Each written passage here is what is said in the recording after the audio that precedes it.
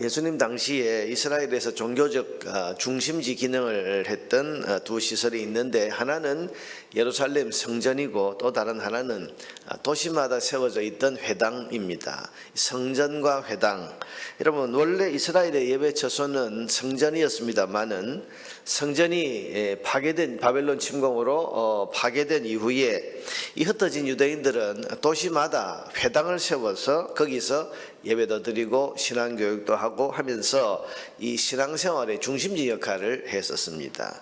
그러다가 예수님 시대에는 헤롯 왕이 재건한 성전, 그래서 성전을 헤롯이 재건을 합니다.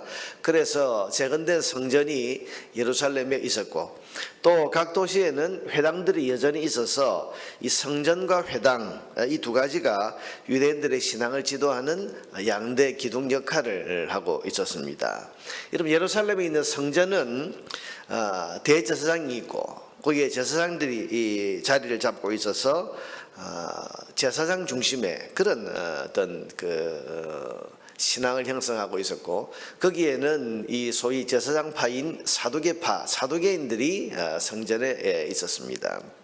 반면에 주로 지방에 있는 회당에는 오늘 본문에도 나옵니다만 회당장이라고 하는 사람이 지도자로서 신앙을 지도하고 있고, 거기에는 바리새인들이 자리를 잡고서는 백성들의 신앙을 이끌고 있었습니다. 그러니까 성전에는 제사장과 사두개인들이 있고 회당에는 회당장과 바리새인들이 있으면서 이 사두개파와 소위 바리새파가 서로 대립하고 있었는데, 물론 뭐 성전과 회당이 대립한 건 아닙니다만은, 이 성전에 있는 사두개인들은 제사장을 중심으로 하는 자기들이 옳다고 그렇게 주장을 하고 있었고, 또 회당에서 주로 출입하면서 이 이스라엘 백성들에게 신앙적 영향을 주었던 이 바리새인들은 또 자기들의 신앙이 옳다고 하면서 바리새파와 소위 사두개파가 서로 충돌하고 갈등하는 그런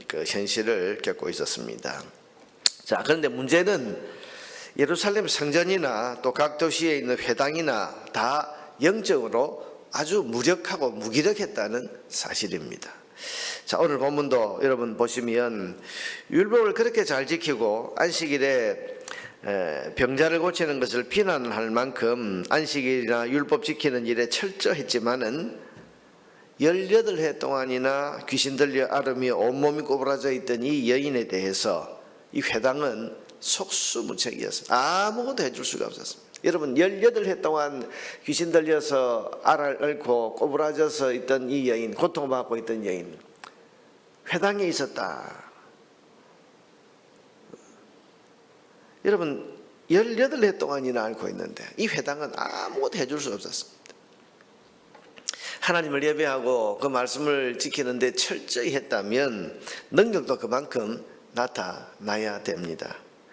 그러나 귀신 들린 사람이 18년 동안이나 이 고통 당하는 것을 보고 있으면서도 아무런 치유도 아무런 회복도 해주지 못하고 있는 것이 그 당시의 회당이었습니다. 여러분 이것은 율법이 사람을 고치지 못한다는 것을 우리에게 보여주고 있고, 율법이 사람을 결코 구원할 수 없다는 것을 우리에게 보여주는 겁니다. 여러분 18년이 아니라 180년을 있어도 회당은, 율법은 사람을 고치지 못하고 사람을 구원하지 못합니다. 보세요. 건물도 있고 사람도 있고 말씀도 있는데 아무런 능력이 나타나지 않습니다. 어떤 치유도 어떤 회복도 없습니다. 이것이 바로 예수님 없는 종교의 실상입니다.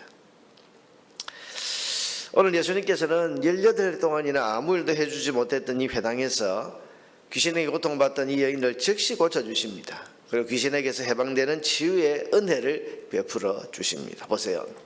18년 동안 괴로움을 당하고 있었는데 18년 동안 회당에 출입해도 아무런 나음도 고침도 받지 못했는데 예수님이 그 자리에 오시니까 당장 즉시로 귀신이 떠나가고 치유와 회복의 은혜를 누리게 된 것입니다. 여러분 예수님이 가시는 곳에는 귀신이 쫓겨가고 병자가 고침받고 고통에서 치유받는 그런 역사 능력이 나타납니다. 구원의 주님이신 예수님이 임하시는 곳에는 구원의 역사가 이렇게 나타나게 되는 것입니다. 여러분 15절과 16절 말씀 보니까 주께서 대답하여 이르시되 외식하는 자들아 너희가 각각 안식일에 자기 소나 나귀를 요양간에서 풀어내어 이끌고 가서 물을 먹이지 아니하느냐. 그러면 18해 동안 사단에게 매임받은 이 아브라함의 딸을 안식일에 이 매임에서 푸는 것이 합당하지 아니하냐. 예수님이 하시는 일이 뭡니까? 사람을 매임에서 푸는 일을 하러 오셨다. 매인 사람, 고통받는 사람, 문제와 아픔에 빠져있는 사람, 이 사람들은 오직 예수 그리스도를 만나고 예수 그리스도 앞에 나아가서 은혜를 받음으로써 고침과 치유와 회복을 누리게 되는 겁니다. 예수님만이 구원의 길이요, 구원의 진리요, 구원의 생명이시기 때문입니다.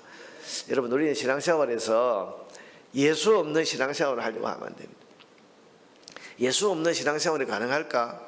근데 실제로 여러분 성전과 회당 그 당시에 가장 하나님 잘 섬긴다고 했던 거기에 예수님이 없었고 예수님은 거기 가면 비난하고 밀어내고 쫓아내고 그러니 능력이 없는 거죠.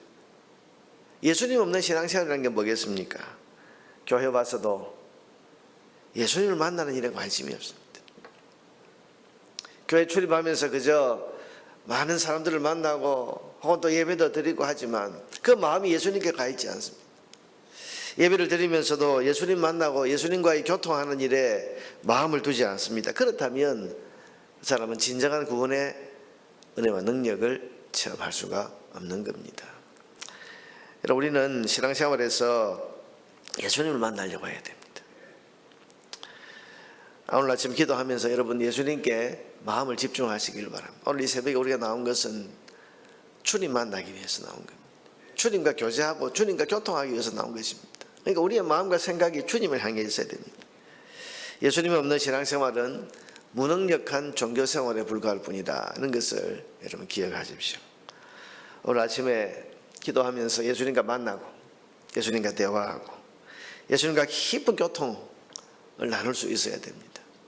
우리가 새벽마다 예배로 나아가는 것은 주님을 만나기 위해서인데 찬송하고 말씀 듣고 기도하면서도 우리의 마음이 우리의 믿음으로 눈으로 보는 것이 육신 눈이 아니라 우리의 믿음으로 예수님 바라보고 그리고 그 예수님과 대화하고 그 예수님과 깊은 교통을 나누면서 예수님과의 관계가 우리가 더욱더 친밀해질 때 그럴 때 우리는 주님만이 주실 수 있는 구원의 능력과 은혜를 누릴 수 있게 될 것입니다.